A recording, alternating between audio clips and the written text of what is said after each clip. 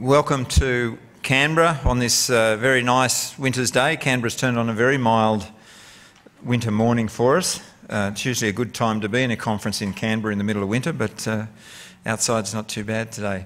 My name's Mick Keogh. I'm the Executive Director of the Australian Farm Institute, and as you're all aware, this conference today and tomorrow is looking at the issue of trade for the agriculture sector and where things are heading. So if we look at recent performance, 41 billion in agricultural exports from Australia last year, 2013-14. Beef and wheat, the two biggest exports, at about 6 billion each.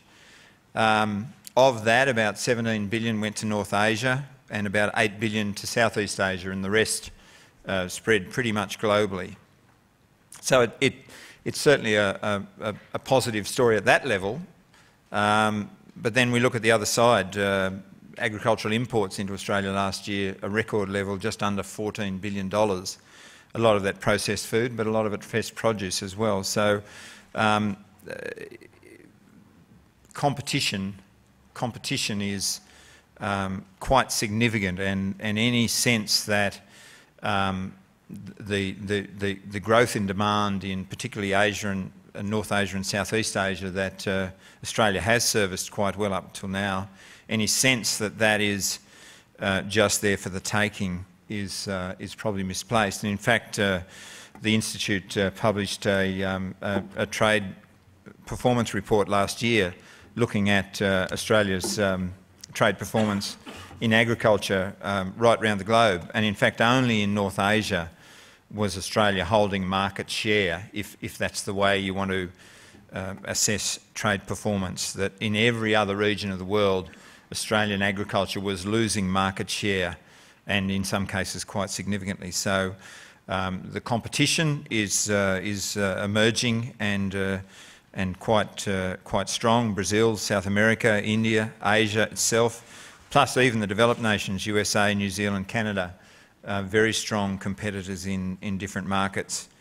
And we also have the issue in Australia that our production capacity has some limits to it. There's not an unending ability to expand production.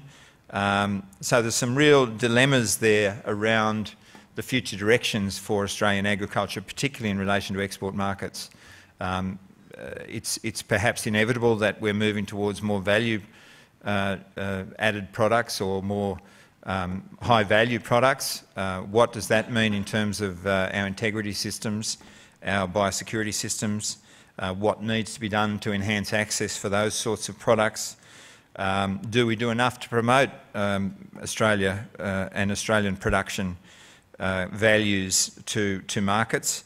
And will the branded strategies that a lot of the major exporters are starting to look at, so if we look at Sunrise, Murray Goulburn, AACO, looking at branded strategies as a way of capturing more value rather than just more volume, will they be successful, and what do they mean in terms of trade access?